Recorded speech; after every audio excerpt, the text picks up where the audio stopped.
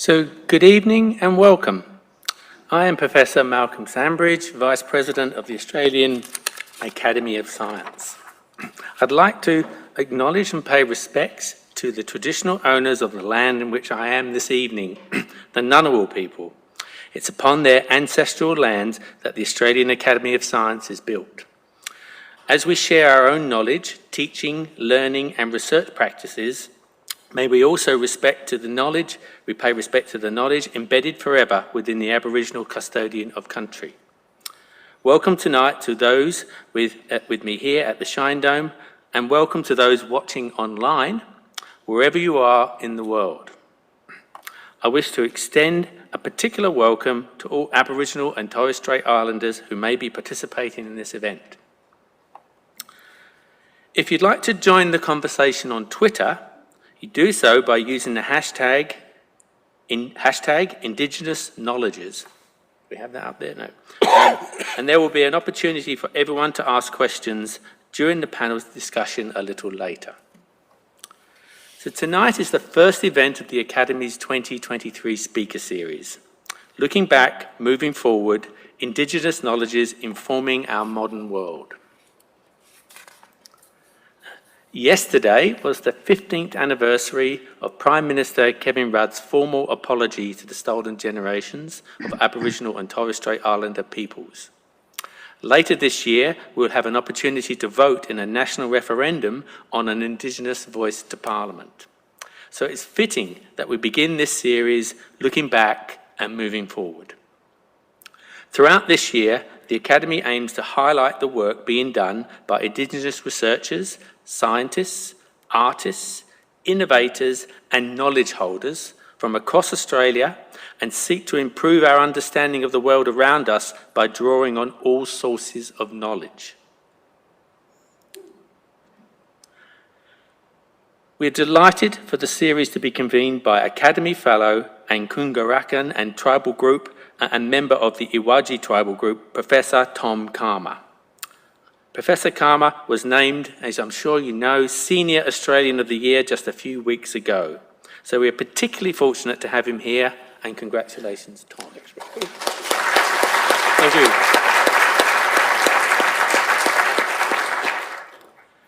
It is now my honour to hand over to Professor Calma. Tom is also the Chancellor of the University of Canberra and the Professor of Practice Indigenous Engagement at the University of Sydney. He holds and has held an enormous number of positions to improve and advance the health, justice, education and employment of Indigenous peoples, including 15 years ago yesterday when, as the Aboriginal and Torres Strait Islander Social Justice Commissioner with the Australian Human Rights and Equal Opportunity Commission, Tom stood in Parliament House and delivered the response to the formal apology by the Prime Minister. On that occasion, Tom declared it was a historic day, one in which our leaders across the political spectrum have chosen dignity, hope and respect as the guiding principles for the relationship with our First Nations peoples. Tom, we are honoured to have you this evening. Over to you, Tom.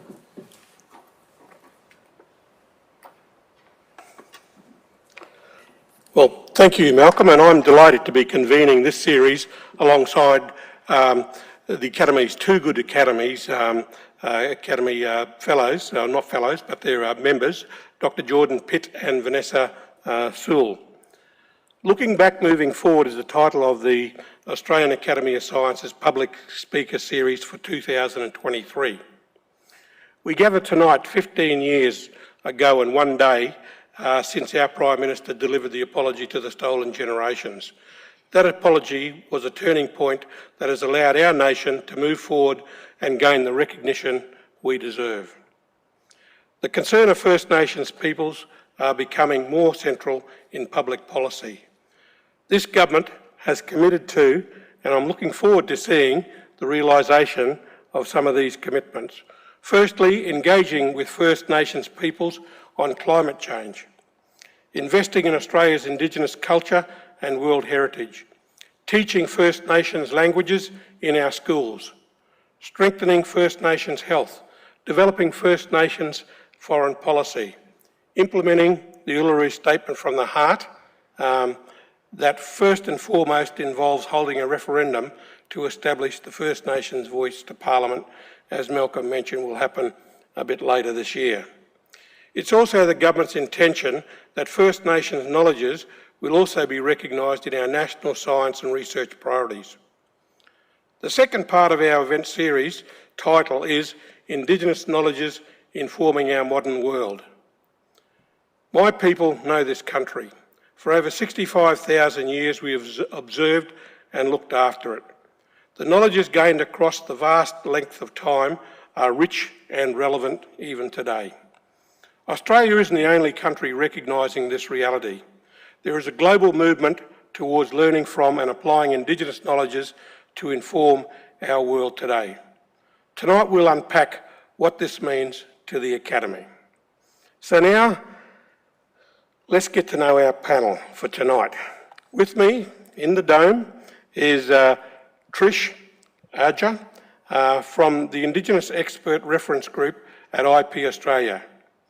Trish is a Wathanti and Kungarakan Islander and Ghanaian woman from Sydney.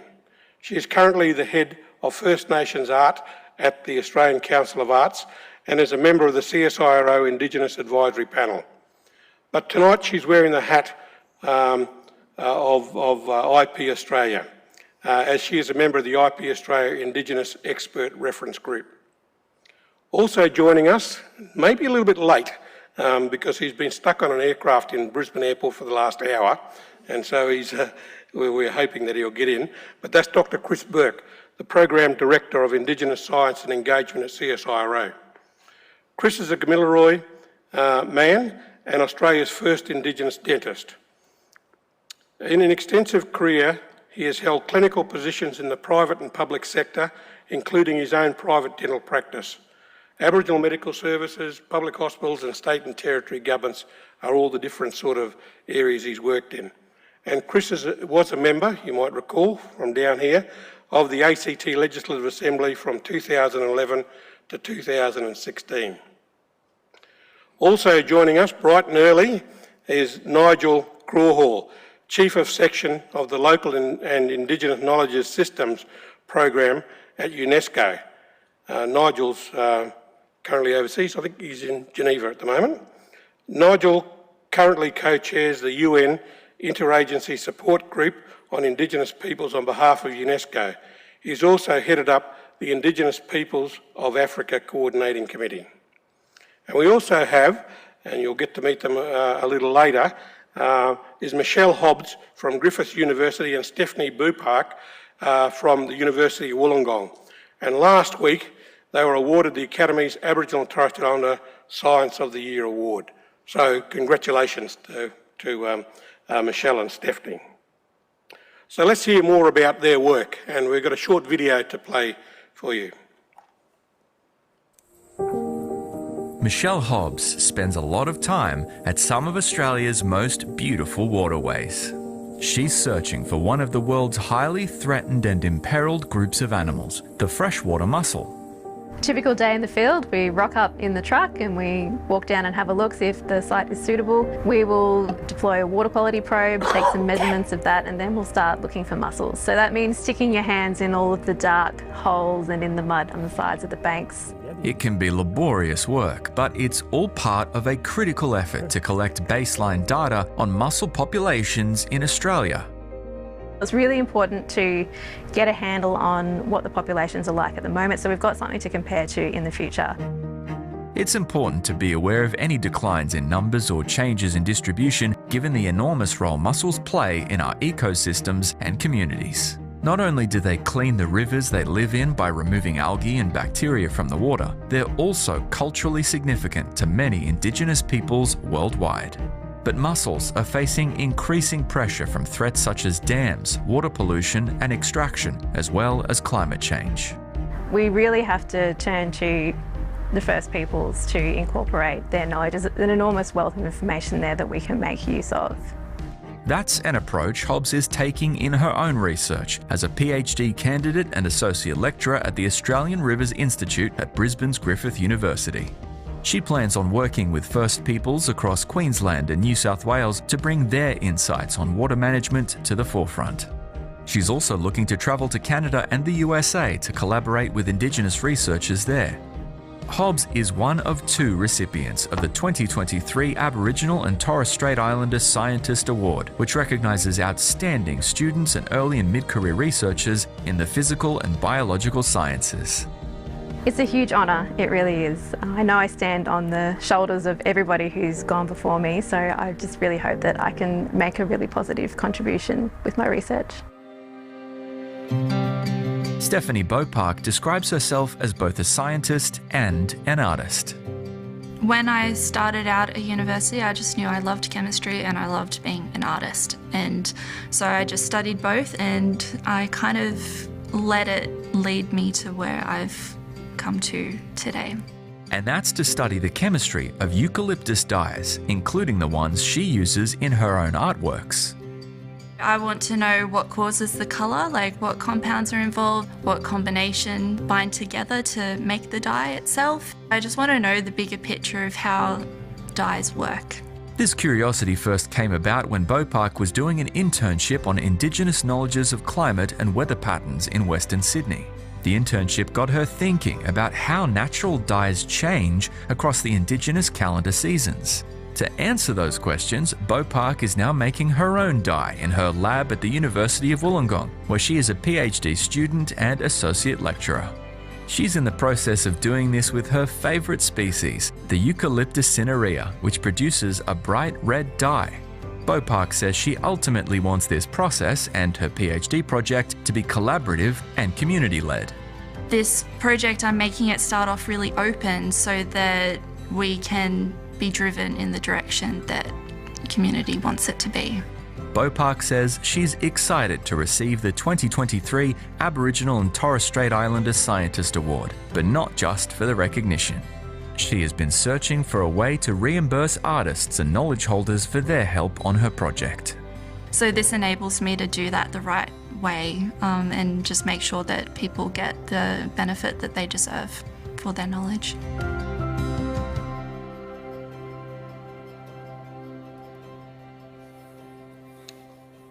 Well, congratulations, Michelle and Stephanie, on firstly getting the award, and what a great little video clip that is. And I'm sure that you're going to both attract a fair bit of attention over the coming years. So look, let's get started on our discussion tonight. And as Malcolm mentioned, there'll be an opportunity to ask questions a bit later, and I'll talk about that. But you know, we're going to start off the discussion first. And you know, I mentioned earlier about Indigenous knowledges are not just unique to Australia, and the movement to recognise those knowledges and how they fit is not unique to Australia. So our first speaker, and I'll ask him a question, and that's a question for Nigel. So Nigel, maybe you're looking bright for this early in the morning over there. So tell us, in what ways Indigenous knowledges are recognised not only by UNESCO but by other agencies around the world, and how it all fits, if you could please. Great. First of all, to recognise the elders and the custodians of the country that you're on, and those who are joining us. And it's a real pleasure to be invited by the Australian Academy of Science to this really a very special meeting that's happening, and I love the video. It was inspiring. The start of this process for the UN itself was in 1992, when the governments of the world got together to look at what a multilateral environmental policy would look like. And 3 conventions were agreed at that time: the Convention on Biological Diversity, the one on combating desertification, and the one that we're all quite familiar with these days on the framework on the Convention on Climate Change. There were a lot of Indigenous people who were at that meeting that took place in Rio de Janeiro in 92. And the concept of the importance of Indigenous knowledge was enshrined in the Convention on Biological Diversity under Articles 8J and 10C. For many Indigenous people around the world, that was their first real point of entry into being able to be recognized as knowledge holders. The principle was very obvious. Biodiversity has been sustained There's been a custodianship of nature over many, many generations, sometimes over thousands of years, by Indigenous peoples, and they are the knowledge holders of that. So that was the start of the process. Not all the conventions took that on board at first, but there's been a process of recognizing that these critically important knowledge systems that are often very, very detailed, very specific, can really add great value to all issues in terms of environment, climate change, health, food systems, many different areas. So where are we at the moment? Probably the two biggest knowledge mechanisms in the world at the moment, the Intergovernmental Platform on Biodiversity and Ecosystem Services, IPBES. They generate regular assessments that look at major issues of biodiversity and ecosystems, and every one of those assessments involves the participation of Indigenous knowledge holders. And that's my team, that's our job, is to help create that relationship between authors and knowledge holders. But you've also watched in the last couple of reports out of the Intergovernmental Panel on Climate Change that they've also recognized the critical importance of bringing that knowledge. We've seen a lot of information and knowledge being shared from the Arctic region, but now from other regions, including small island developing states, desert regions, tropical forests, in different areas. Our work at UNESCO is to try to inform all the different parts of the UN system and our member states about how important this relationship is. And I think something that was touched on by the researchers is there's also a lot of ethical issues involved. That it's not just a question of going and grabbing knowledge. It is a little bit of the science tradition, the idea that you just extract knowledge from something. You know, you cut open a frog or a plant or something and you want to know what's there. But knowledge is held by communities in very particular ways.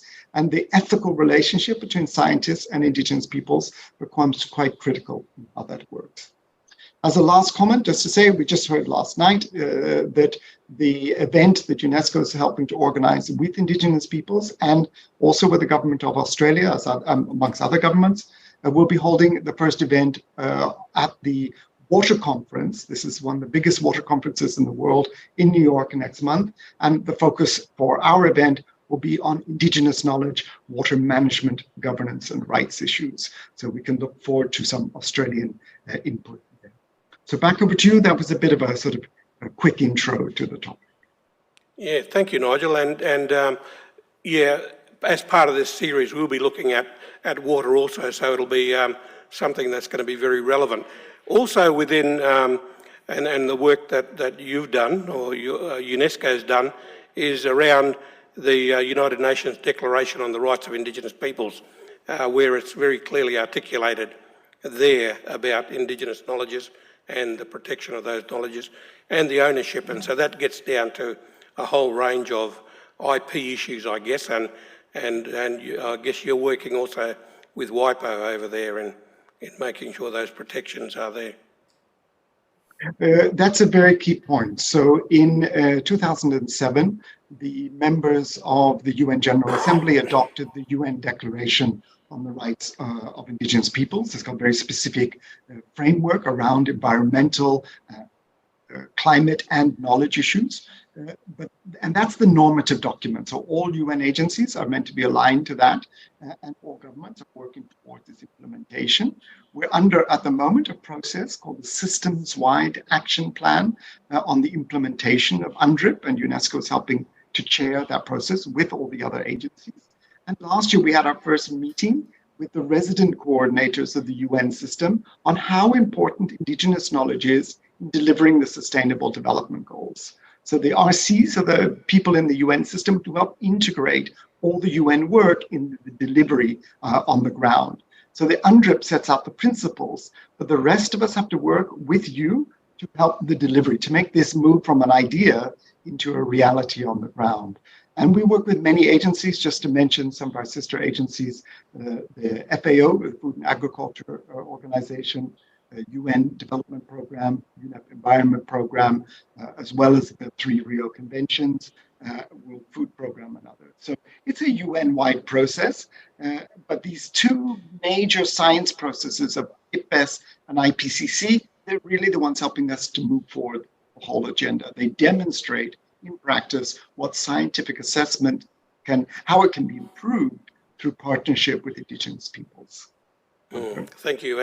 And Australia is a signatory to all of these conventions and so forth, and particularly now there's work being done on the United Nations Declaration of Rights of Indigenous Peoples, how that's going to be implemented, and through our periodic review of Australia, they've got to report back to the Human Rights Council and other agencies on how they're progressing and addressing these issues. But I think that IP sort of side of it's a good segue into talking to Trish, and because Trish is a member of the Indigenous Expert Reference Group with IP Australia. And so Trish, how are Indigenous knowledges being recognised through your work? And you would have been a bit excited hearing what Stephanie's doing with the dyes and the art sector. Yeah, definitely. That sounds like a really interesting project, sort of combining arts and science and Indigenous cultural knowledge as well. But I'd like to start off by acknowledging the Ngunnawal people and paying my respects to elders past, present, and also thanking the Academy of Science for inviting me to be on this amazing panel this evening. But the work that I do at IP Australia is in a sort of advisory role. So I sit on this Indigenous advisory group with 3 other amazing Indigenous women, Chrissy Grant and Bibi Baba. And the work that we're really tasked with is to really provide advice to IP Australia, who is the national government agency that administers intellectual property rights in Australia. So like your trademarks and your patents and designs and plant breeders' rights. And so our role is really to support and work through sort of complex issues in relation between that sort of crossover that we see with the kind of existing IP laws in Australia that don't sort of fully protect Indigenous knowledge and culture, and providing that advice to make sure that there's no sort of further exploitation of Indigenous knowledge. Because you can imagine there's been so many examples in the past of companies and businesses out there who have wanted to, say, for example, register a trademark using an Aboriginal or Torres Strait Islander language word, but they haven't sort of gone to consult with the appropriate elders to use that specific word or language in their trademark and business name, for example. And so the work that the Indigenous Advisory Group is really to sort of assess, how those applications will come into IP Australia and work with either the sort of trademark examiners or the patent examiners to really scrutinise how people are consulting benefit sharing, so making sure that either elders or cultural custodians are paid for the use of their Indigenous knowledge and culture in any of these kind of commercialisation of IP in this area. But I think also we're sort of the initial group that has been set up. In the future, hopefully there'll be an ongoing Indigenous reference group made up of different academics, community members, elders, traditional custodians, business owners, who will form part of this reference group that will really work with IP Australia to sort of work through these complex issues about, well, who are the traditional owners that those applicants should talk to? How do you show evidence that you've got proper consent from those traditional communities? How have they evidenced benefit sharing, sort of sharing the commercialisation in agreements, for example? And so we've been sort of meeting with IP Australia over the last couple of years. A really exciting part of this work is also at the sort of government level. The Department of Arts and also IP Australia have committed to establishing new law in Australia that will fully protect Indigenous knowledge and culture. And so we will also work on providing advice to IP Australia and the Department of Arts around that work. But there is a commitment to really sort of stamp out the exploitation, the misuse of Indigenous knowledge at that sort of IP level, and really sort of ties in with the work that also Nigel was talking about, the different sort of UN forums. I go to the World Intellectual Property Organization meetings in Geneva. I'm actually heading off on Friday to go to one of these meetings. But WIPO has also been tasked at that sort of international level to come up with new international laws to fully protect Indigenous knowledge and culture all across the world. And so I've been going to these meetings since about 2007 in Geneva. But these discussions have been going on for about 20 years. You can imagine they're quite political, sort of there's different sort of viewpoints. So trying to get a committee of sort of 300 people speaking 6 different languages with Indigenous representatives to come up with 3 very neat, precise international instruments is a challenge. And so that's why the discussions have been going on for about 20 years. Yeah, no, it's a really big issue because the experiences by Indigenous peoples around the world haven't always been good. There's been a lot of exploitation. There's been a lot of abuse particularly from Big Pharma and just the way that they're working with Indigenous peoples and trying to look at extractions from various plant products and so forth. And what's important to remember for Indigenous peoples the world over is that we have what's known as a communal right, that language, culture is not owned by individuals, it's owned by the community. And so that raises an issue of complexity. And whilst you hear it quite often where somebody, a mining company or others might say, oh, but we talked to this guy or this person and they've given us permission, but it's not up to that individual, it's up to the community. So that really does bring in some complexities, but also the work that you do with Terry Janke. And Terry Janke is an Indigenous lawyer here who's specialised in intellectual property and Indigenous intellectual property rights. In fact, she's just released a book, which I forget the title, but Truth Tracks. Truth Tracks. It's worth sharing because she's looked at a whole lot of case law and other issues around Indigenous matters and intellectual property and so forth. But yeah, did you have anything to share about your work with Terry? Yeah, sure. So Terry and I are also actually related. I should disclose that. But we're both Wathathi from Wathathi tribe in East Cape York. So Terry, she released her latest book, True Tracks, last year, and it really sort of goes through all the different elements of protecting traditional cultural expressions and traditional knowledge through the use of guidelines and protocols and strong agreements that really support that the 10 principles that she works through in a number of her different protocols that she's done sort of around bush foods and land management, environmental issues. Terry also worked with us at the Australia Council for the Arts on ethical guidelines for artists and arts organisations wanting to collaborate with First Nations artisan communities. So she's developed these amazing protocols that are on the Australia Council website that talk through the 10 principles that she talks through around sort of respecting Indigenous knowledge and communities, how you ethically engage with communities, how you go about consulting and getting that free prior informed consent from Indigenous communities when you're wanting to collaborate and work with communities. Also issues around sort of benefit sharing, so making sure you pay elders and cultural custodians for their time and cultural knowledge as well. So yeah, it's really great to be able to work with Terry on these issues. Yeah, no, thank you. And as the series goes on, we'll start to drill down a bit more on some of the specific issues, how they impact on certain areas of science, and particularly how we at the Academy can learn from that and leverage off it.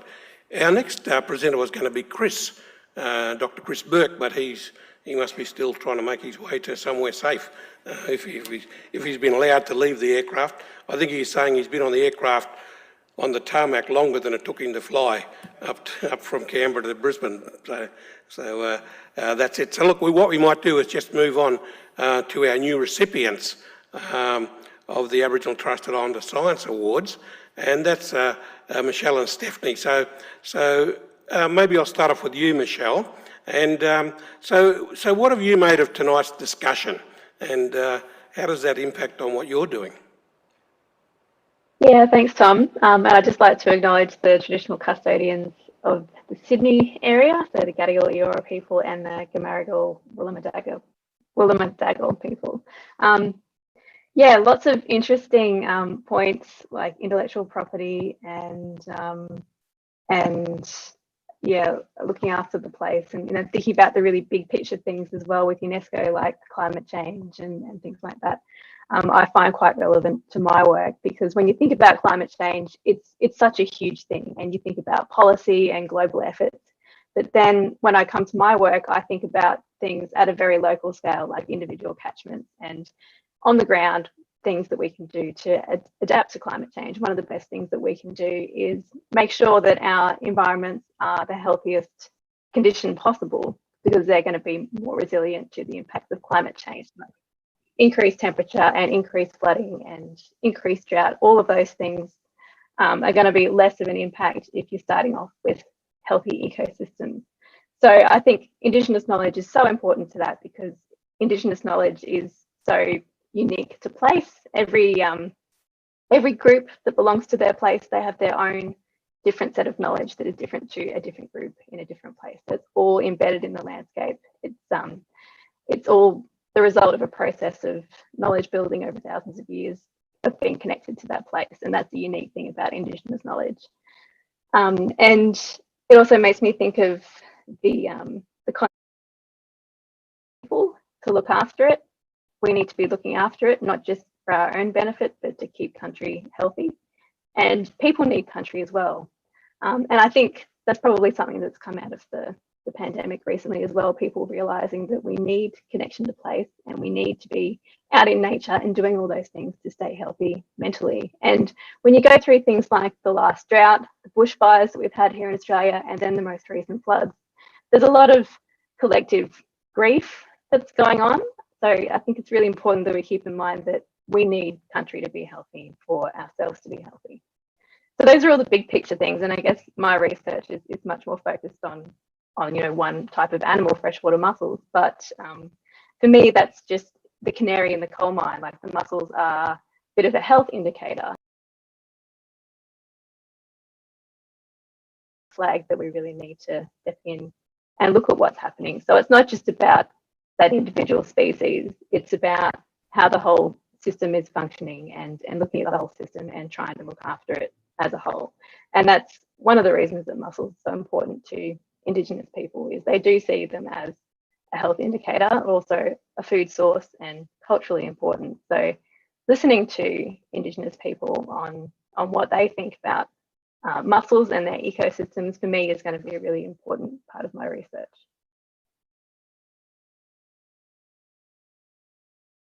Analysis of the mussels to see what sort of impact, environmental impact, like fertilisers and that have got on the mussel population?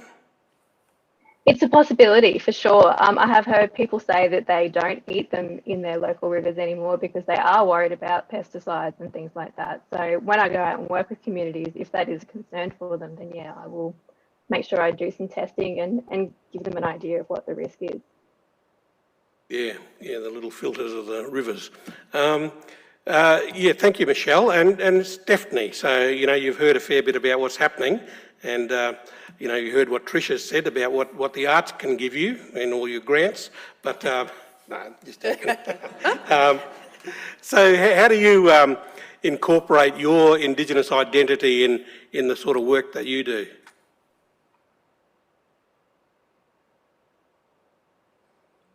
Well, you're on mute. Country currently. Hi. Oh, am I? Oh no, you Not came from my good end, then. but... Oh, okay. Yeah, I'd just like to acknowledge that I'm currently on Yuin country. It's a very special country to me. I grew up around here, so yeah, it's very nice to be coming to you from here. Yeah, and I just want to acknowledge my own family's country. That's up Brisbane Lake, of the islands of Brisbane. So that's Kondamuka country. Yeah, so I'm an artist primarily, and I think that my science plays into my art a lot. And yeah, so I work with natural dyes and textile fabrics, so it's very hands-on work that I do, and I really use it as a way to connect with country and to connect with myself and culture, because the process of looking for plant material to use for dyeing and yeah, just looking and seeing what country is giving us at that point in time, like what yeah, what sort of plants are available at that point. Like I don't harvest leaves from the trees. Like I kind of collect whatever's fallen to the ground. So it's kind of like country decides what colors I'm going to be making. That's good. And how are the bushfires impacting all that sort of work? Yeah, with the species of eucalyptus that I really like, it hasn't really affected so much because luckily where I live, it hasn't really been such a massive issue, which is really lucky. So yeah, I work with eucalyptus cinerea and eucalyptus sideroxylon primarily, and hopefully like once I start working with people and seeing what dyes other people love working with, yeah, I'll work with other species as well. But yeah, with all the weather events, it's definitely affected dye color. Like different weather and seasonal patterns affect the color that you get with dyes. So yeah, it's with extra dry weather, the color is often a lot more vivid. So yeah, it's interesting to see that relationship there, and that's something that I'm planning to look up in the lab, because I want to see how much the dyes, how much variation there is throughout the year, and see what compounds are available at different times of year and see how much it varies. Oh, that's great. Thank you, and all the best for both Michelle and Steph on your projects. Look, in Chris's absence, I'm going to, I've just checked with her, she'll be able to say something. Trish, she's on the CSIRO Indigenous Advisory Committee, so she might just give a very quick overview about that. And what I'll do is I'll ask Chris if he can share some notes of what he was going to talk about, and we'll see if we can get them uploaded later. So Trish, tell us about this committee.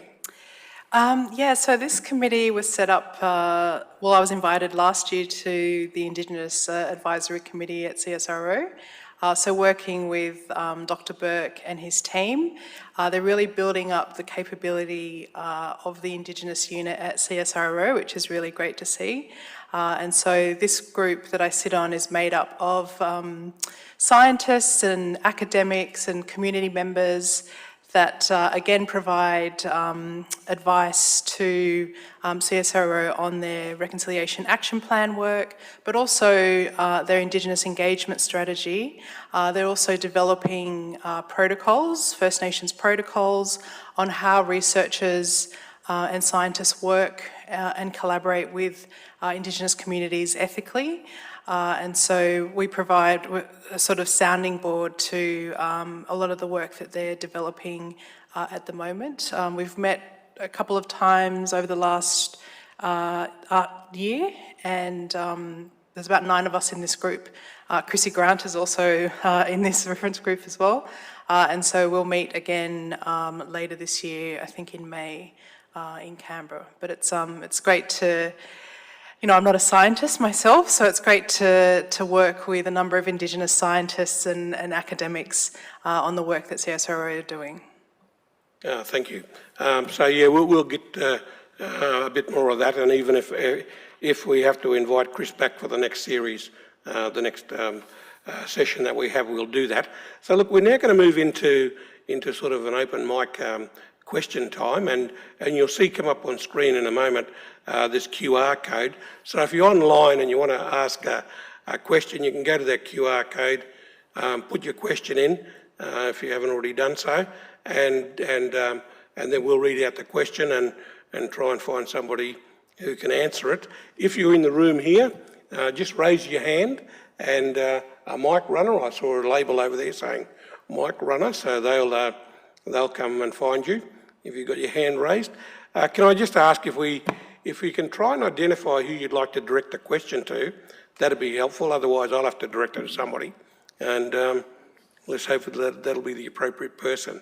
So now's a big chance. Any questions? Viv, do we have any questions online as yet?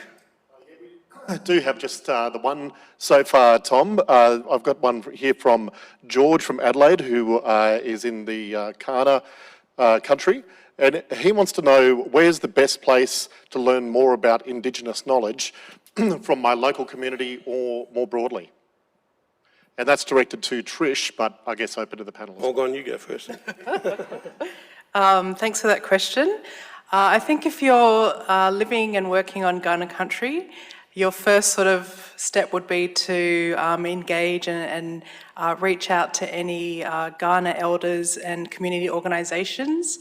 So I know, for example, Uncle Lewis O'Brien. Yes, Uncle Lewis O'Brien and Major Sumners, very strong cultural leaders on Kaurna country, and yeah, you'd be able to sort of reach out to any sort of local land councils as well in the area to, firstly develop those relationships if you haven't done that first, and then really sort of take it from there in terms of listening and hearing what these elders have to say about Kaurna country and knowledge and culture.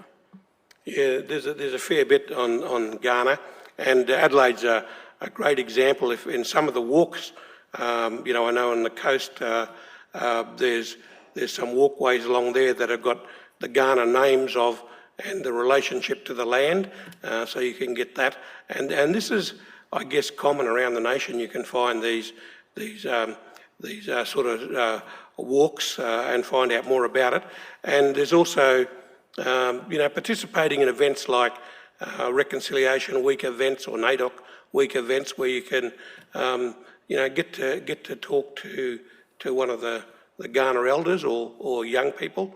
Like I think it's Jack Buckskin who's been recording the Kaurna language and teaching that now in schools. So there's and that's common around the nation. So it's a matter of just reaching out and recognising that it's not everybody, not every Aboriginal person is an expert on everything. But I think, and I know here, when we have National Reconciliation Day here in Canberra, down at Hyde Park, is it Hyde Park? Whatever the park is down there. I think Hyde Park's in Sydney, isn't it? The park in the city there, when we have the Reconciliation Day, we have, tables and chairs there where you can just sit down and talk to an Aboriginal person and find out more about it. So that's a great way to start to broaden your knowledge, and as you broaden that, it gets more. Here in Canberra, just going down on Lady Denman Drive to firstly IATSIS, which everybody's welcome to go into, but also down there's a little art centre, in there. And they're more than happy to sit down and have a chat, especially if you're going to buy something. Yeah. Do we have any more? Or did anybody else want to say anything? Michelle or Steph? All fantastic ideas. Yep, I took my family and friends of ours, a non-Indigenous family, to the Survival Day local event, which was put on by the Langala Gardens in Brisbane. And they often have events like that. And they had local elders come and tell us stories about what it was like when they were young, growing up in Brisbane, things like that. Also, in Brisbane, we have things like Meanjin markets where artists and practitioners come along and sell all their stuff, and it's a great opportunity to meet people and get a bit of culture. Nigel, I might add something as well there. I'm not talking about on country in Australia, but one thing I didn't say is that the UN has just started the International Decade on Indigenous Languages, and you were talking about some of the work that's been done in making Indigenous concepts available in English. I think one thing about working with Indigenous knowledge is that these knowledge systems, we keep talking about how they were really developed in situ, in detail of that ecosystem. It's about the niche relationship between human ability to flourish in a particular ecosystem. Could be a desert, could be a wetland. And the languages themselves are the system of how that knowledge is held together and passed from generation to generation. So I think for English speakers, it's sometimes quite challenging to realize that actually one of your journeys is into somebody else's language, in which there's a completely different framework of how knowledge relates to each other. So the actual taxonomies are different.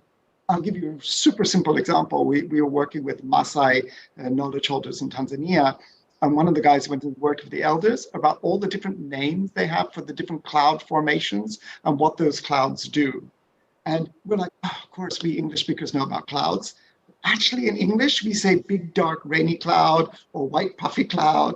We have to use Latin if we want to actually be specific about clouds. Whereas in Maasai, there's an entire taxonomy of the weather system that is normal for people there. These are not people who went to school necessarily.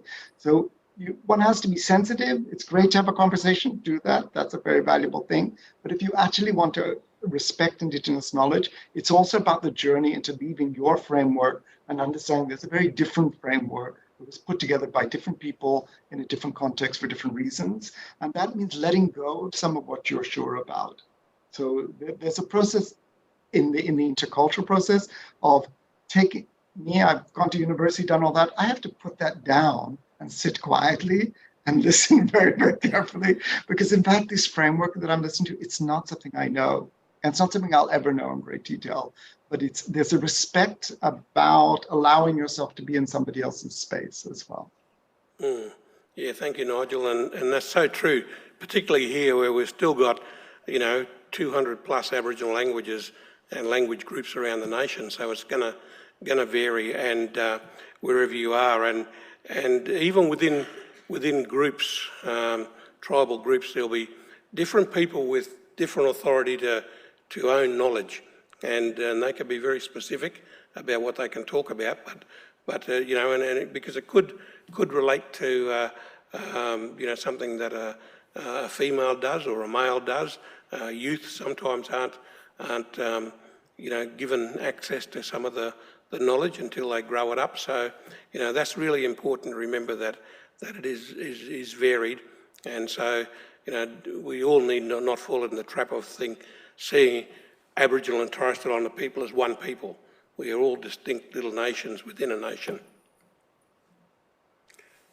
Yep, we got one down here. Did we have a runner or what? They're just by name. Yep, no, we got one. Sue from Kungarakan country, and probably a question for Trish. There seems to be an abundance of possibilities in purchasing clothes, bags, art of an Indigenous nature. The best I can find is that they recognise or say something to the effect of the royalties will be paid to the artist, and sometimes have at best a picture of the artist and the story and where she's from. What else do you look for to know that the 10 criteria that you talk about, that some of those are in fact adhered to when you're purchasing?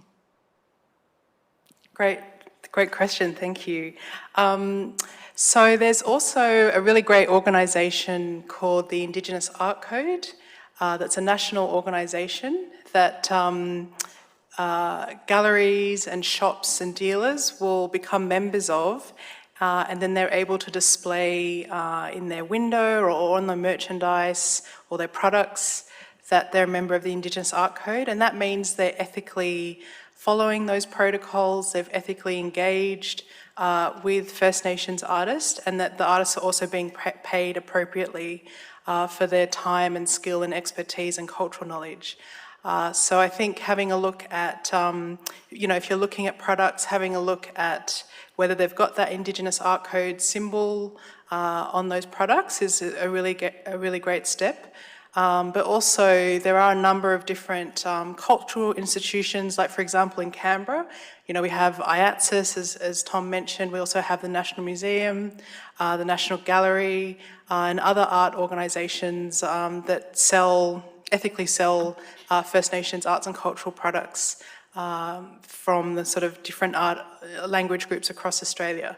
But it's also really interesting, I guess, in terms of the work that's happening at IP Australia and with the new sort of draft laws around it protecting Indigenous cultural IP. There was, a couple of years ago, a really big parliamentary inquiry into, as you say, the sort of inauthentic Aboriginal style art products. So the tourism market, has sort of thousands of products that are made by non-Aboriginal people or non-Torres Strait Islander people. Some were even made overseas, like not even in Australia. And so there was this campaign called Fake Art Harms Culture that really raised awareness about the issues that sort of harm Aboriginal people, Torres Strait Islander people culturally, but also economically. That's money that is not going, back to communities, back to artists that are wanting to practice and talk about and share their culture. And so the Productivity Commission also did a big economic analysis of how it does affect First Nations people in Australia, and a number of the recommendations that came out of that report actually last year. They recommended that this new law be drafted in Australia, but also that consumers also be sort of educated about buying authentic, ethically sourced products. And so the Indigenous Art Code is there to really support that work as well. But yeah, it's a big issue. And again, it's sort of what we see is that exploitation of Indigenous culture and knowledge that needs to be stamped out. And also to recognise that Indigenous art is pretty dynamic, and we sometimes get caught up in stereotypes of what the art is, but it's now really emerging. And I wanted you just to talk quickly about Irub and the fish nets. Yes. What's happening up there? I love this story. So up in the Torres Strait Islands, my grandparents' country, there is an island, Arab Island or Darnley Island, and there's a art centre there that works with a number of rangers and fishermen to collect the used fishing nets that wash up on the beaches. So, sort of dealing with climate change and how fishing nets are sort of polluting our seas and land as well. And so Arab Arts, they create these amazing ghost net sculptures from the recycled fishing nets. I think there might be some examples actually in the National Gallery and maybe even in the National Museum as well, of these, like, they do these kind of really long sculptures made up of this recycled fishing net, which they call ghost net, and they've made sort of massive canoes and squid and whales and sharks, but that is really that art practice, a bit like Stephanie, sort of that sort of mixing of art and science, like dealing with climate change, cultural knowledge, Indigenous knowledge, and art practice as well. But it's a very strong and vibrant. And it's got a really strong education focus on it for young people to understand about the relationship between the environment and art. So it's good. Look, any others, Paul? We'll go one here online, and then we'll come back onto inline. Oh, we've got them everywhere. Thank you. Inline and online.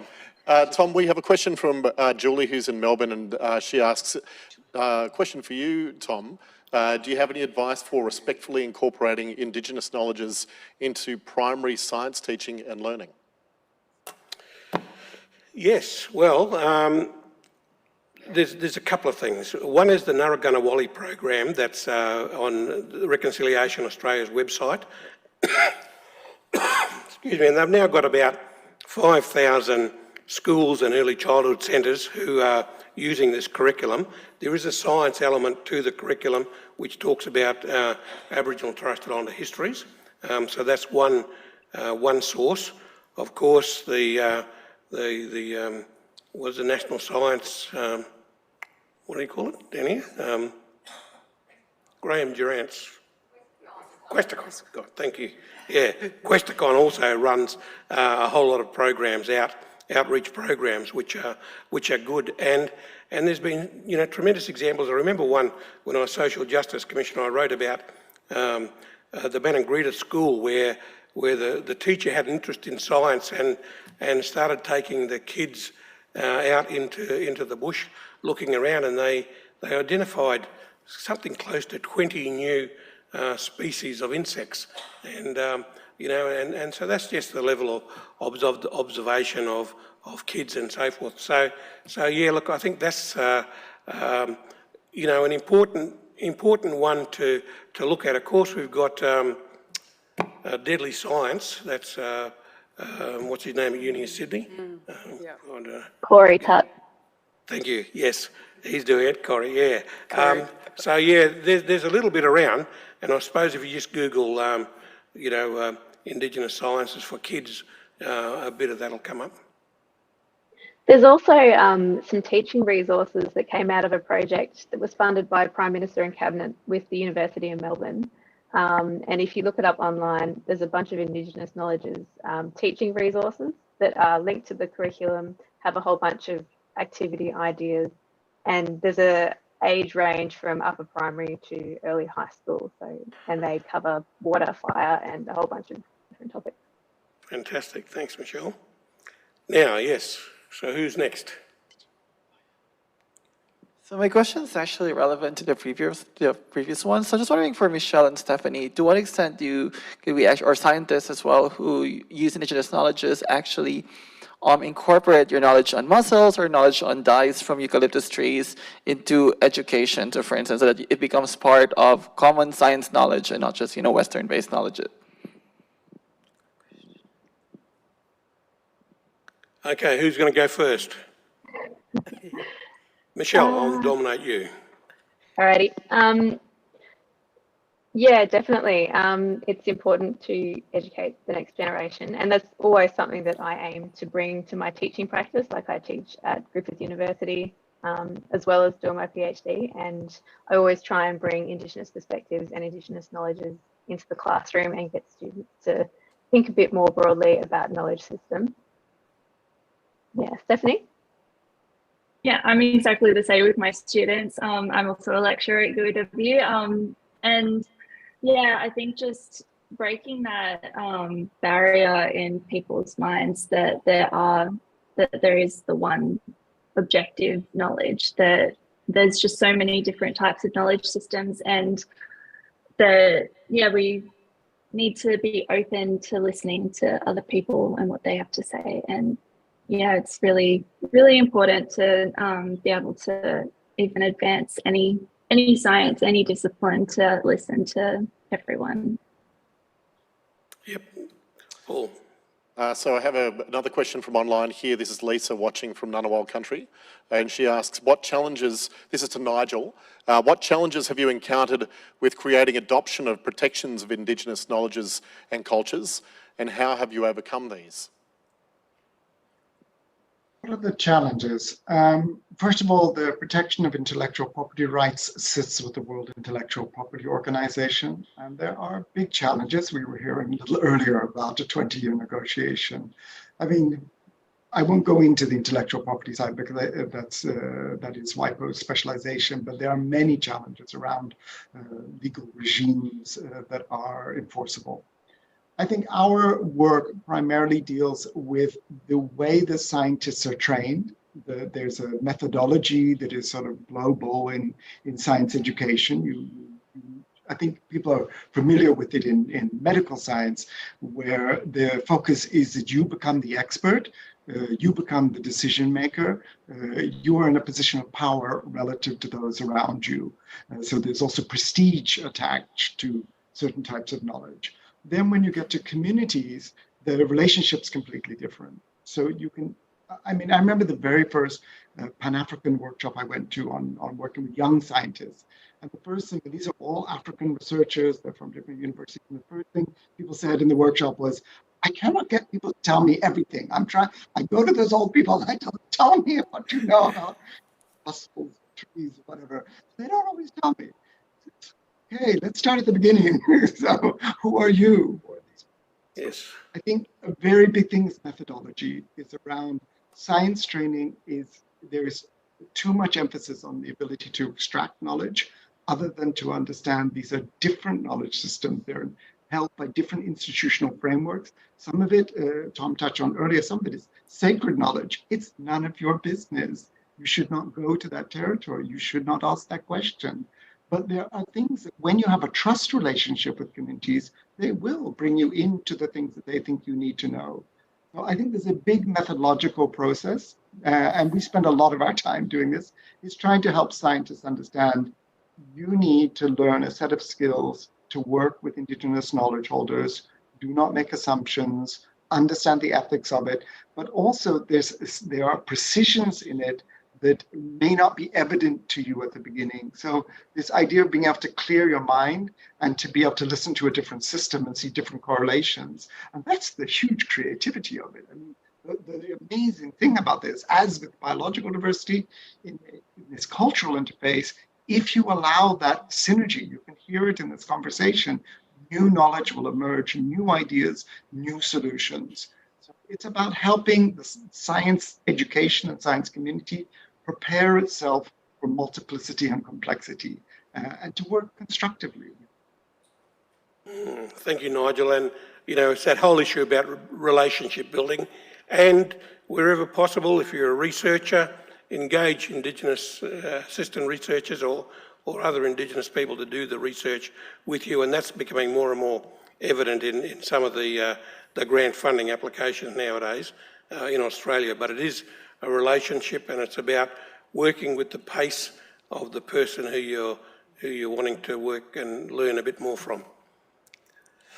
So yes, we've got one there. Oh, we've got two there. All right.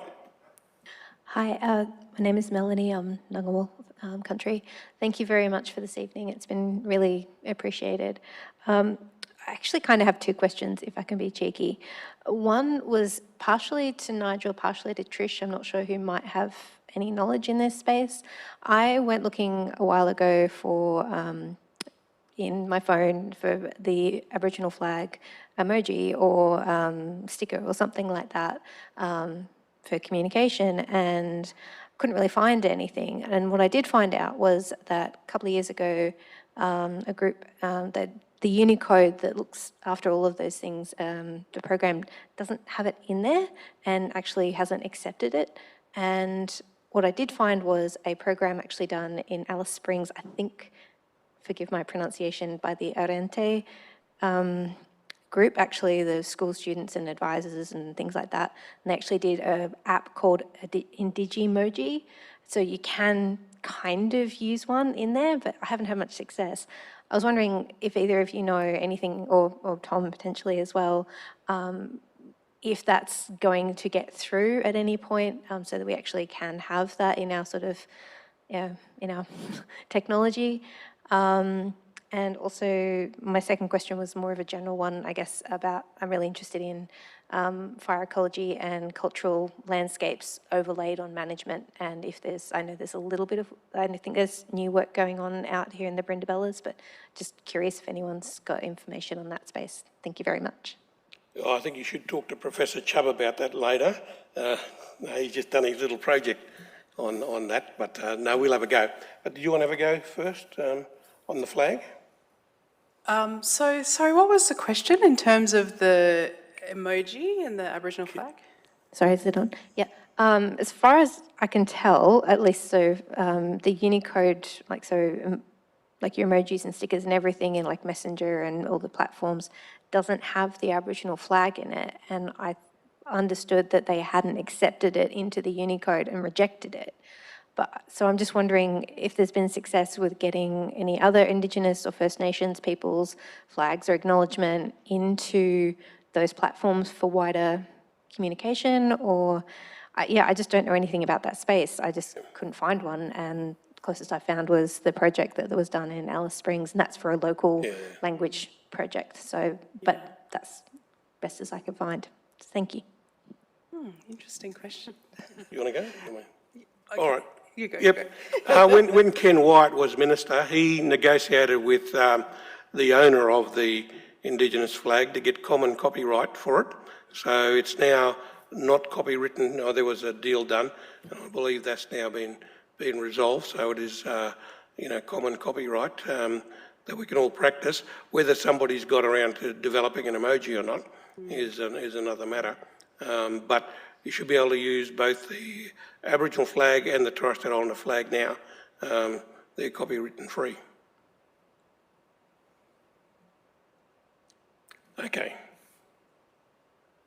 Do you want me to jump in on the fire ecology? So there is this organisation called Fire Sticks Alliance, who I think was founded by Victor Stephenson, and they do travel up and down, I think mainly the East Coast, but they travel around and do a lot of workshops with traditional owners on their country to help them revive their knowledge and work with the conditions that they've got and bring back some of that caring for country.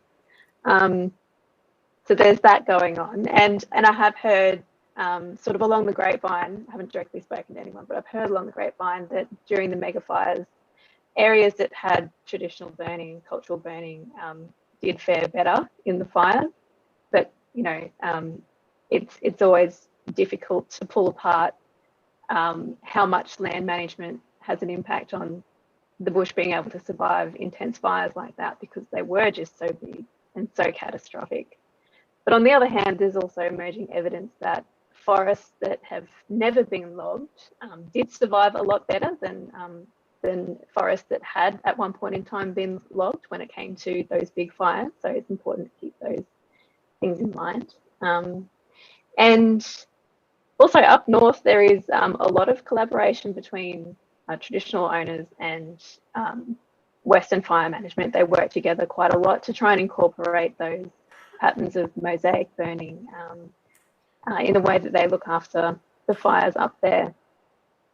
So there is that that's going on, but I think the East Coast and further down south is a lot more complicated in terms of looking after infrastructure and people's land and cities and things like that. So it is a tricky space to work in. Yeah, and there's a fair bit, if you Google just fire stick farming or burning, cultural burning, that is happening. And I think it's on the Winston Churchill Fellowship Trust website, where we funded a couple of guys to go over and do some looking at cultural burning practices in other countries. And now Australia is actually exporting that cultural burning over to Canada and other parts of the world. So it's fairly significant when it comes to not only climate control, but also on carbon trading, which has been important. So yes, we're getting in front of you now. Hi, it's lovely to be here on Ngunnawal land. I just had a question either for Tom, Michelle, or Stephanie, or anyone who has the answer really.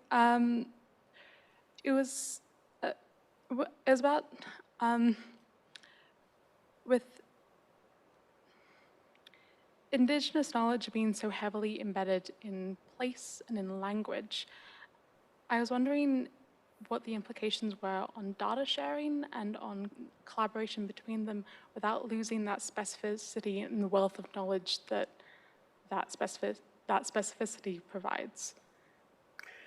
Yes, well, there is a really big debate and a lot of research happening around data sovereignty and sharing at the moment. And I know Professor Marcia Langton down at Uni of Melbourne is steering a project, and there's another one being led by ANU in this space as well. And I guess we're currently looking at the best way to record it and to protect it. And a lot of the there's a lot of the data is around health data, and so that has the specific issue of individuals' rights that we've got to protect.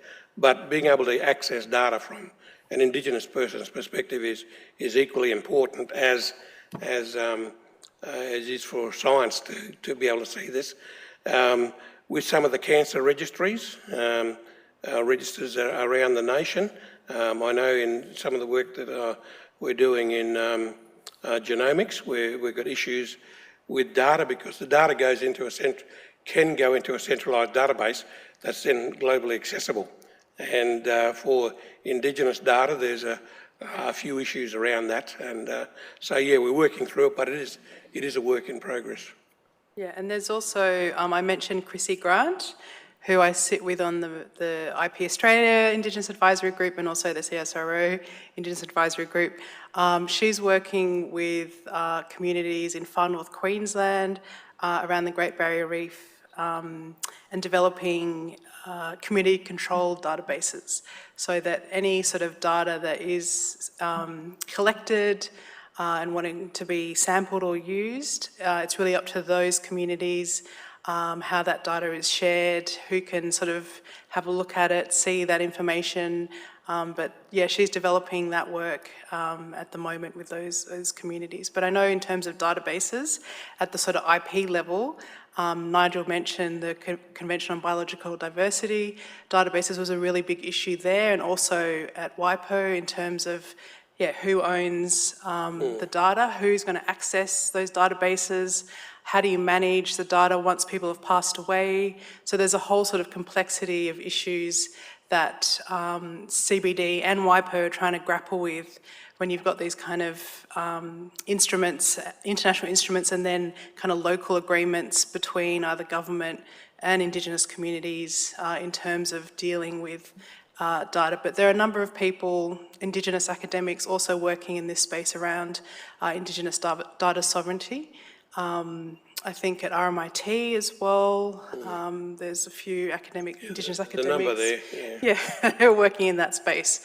But it is a very live topic, and I think, again, issues around sort of protocol are really important in this space because you are dealing with Indigenous knowledge, Indigenous communities, and so you have to be really sort of mindful about that.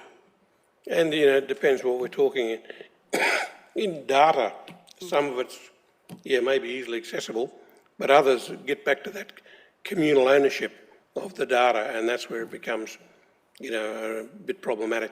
And that's the big genomics project that ANU's working on with all the blood samples that they've collected over the years. And they were collected years ago for the Indigenous Genome Project. And now that many of the people, what they found was they didn't really get permission to access that data and to use it. And so they've had to go back now and try and find, but many people have passed on, so it's their families. So there's a big educative role in trying to get people to understand what we're talking about. We might understand it because we work with it, but a lot of people don't. But yeah, good question. Tom, there's something being developed. Can I add another just small topic which might be of interest to your audience? Is that last year the UNESCO General Conference adopted the recommendation on open science, and there was an Indigenous working group on the open science recommendation.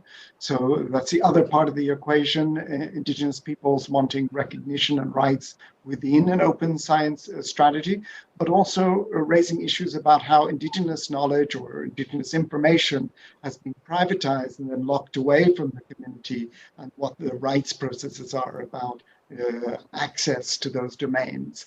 So you're welcome to go online and look at the UNESCO Open Science recommendation, and that's an ongoing process around operationalizing that. No, thank you, Nigel.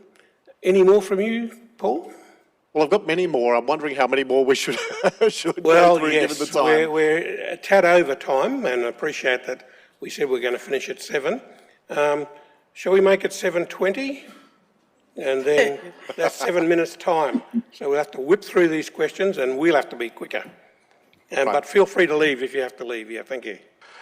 So I've got one here. This is from someone unnamed, but I think it was very much a question worth asking from the Darkinjung lands. They ask, in the context of developing medical research, as a non-Indigenous person, I'd like to help with shedding some light on health issues disproportionately affecting the First Nations community. My question is, does the panel have any advice for non-First Nations academics respectfully seeking out First Nation researchers to steer the public health discussion? Yes, well, there's a couple of big networks that the NH and MRC have funded, of Indigenous researchers, health researchers. Health is the most advanced in this space in research. So we can actually include on the website and the report of this is put up some of the links to those.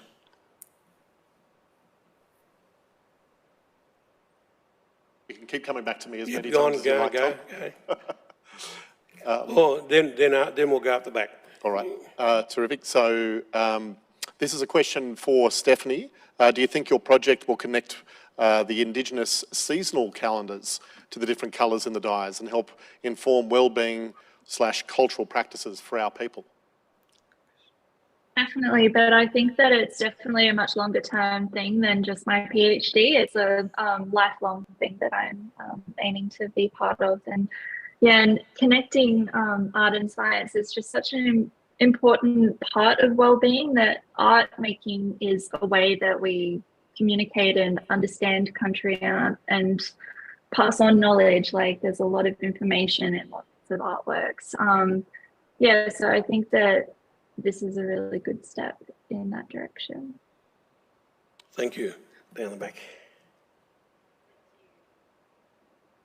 I work on negotiating a new plastic pollution treaty, and one of the things that we're thinking about is how that treaty gains technical science and Indigenous knowledge and information so that it can be implemented.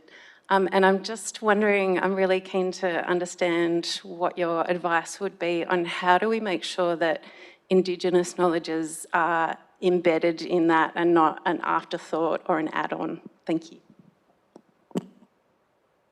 Yes, well, when a lot of the Indigenous knowledges were developed, plastics weren't an issue. No.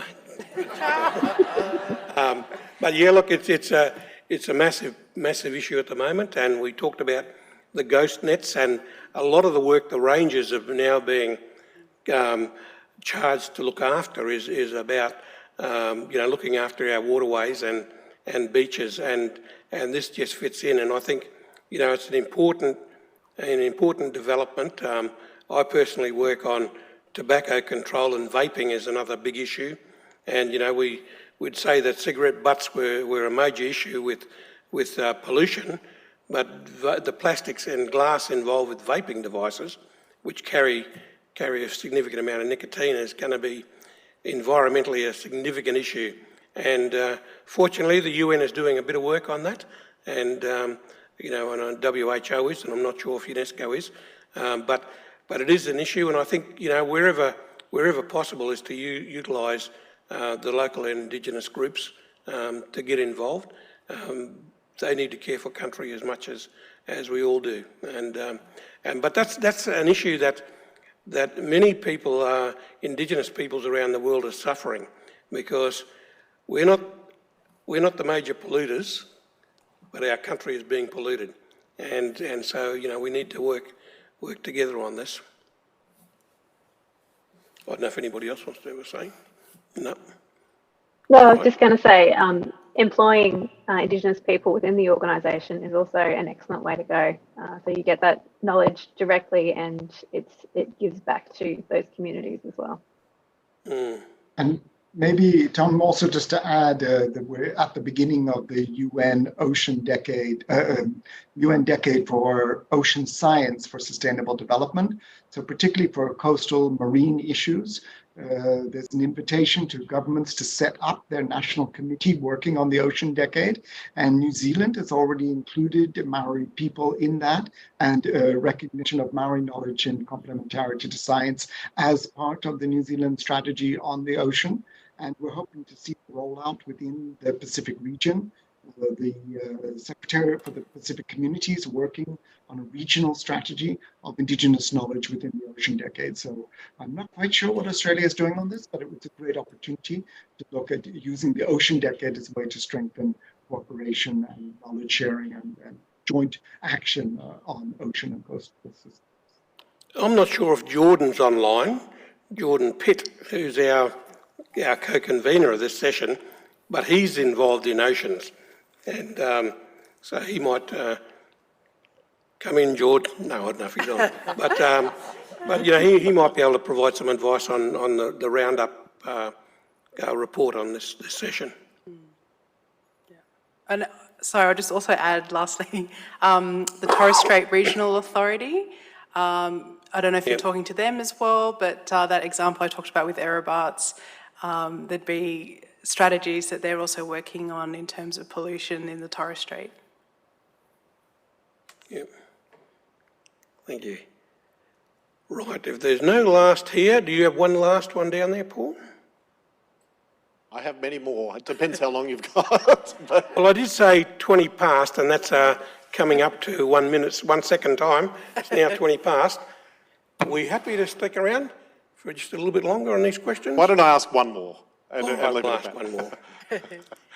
This one is actually directed to Michelle, and it's just about your research. Michelle, how do you see your project informing the policy agenda about the health of our rivers? Yeah, that is a good question, and it's something that I've thought quite a lot about. I used to work in policy. I worked in water quality policy with the Queensland government for a while. So I got a bit of an insight into how policy works and how it's all formed and all of that. But I'm really interested in sort of sidestepping this whole idea of threatened species, because I feel like often when we rely on that, we get to the point where a species is listed as threatened, endangered, whatever, and it's almost too late. Like, you don't often get species coming off that list, and you do sometimes, like humpback whales are a great example, but often it is too late. And it doesn't necessarily, it just relies on the idea that biodiversity is all you need for healthy ecosystems. And I think that may be oversimplifying things. And then when you get to situations where you do have to make compromises in terms of like the industry that's happening in an area or the water extraction that's happening in an area, you sometimes have to just go with sort of, you know, a little bit for everybody. You can't just prioritize absolutely the health of the environment, even though we'd like to. So I like to look at things from an ecosystem function point of view, and I think that also fits in some ways in the way that Indigenous people see and use ecosystems. So I'm hoping that by looking at the way that Indigenous people value species and their values of ecosystems, that's another way of looking at what's important and deciding what's important and what should receive attention in terms of policy. Thank you, Michelle. And apologies to all those other questions we didn't get to, but we'll be sharper at the next session that we have in this series. And but, you know, look, as a first series, I'm just so excited, I think, and, you know, just your participation, those who are online, you know, the participation has been phenomenal. But can I thank Trish and Nigel, who's a long way away, also Michelle and Stephanie, and in absentia Chris. He would have given a great presentation had he been allowed off the aeroplane, but he can now feel what it's like to be a refugee. So thank you all for your time tonight and for sharing so much of your perspectives and bringing both the global and the local and national view together. I think has been tremendous.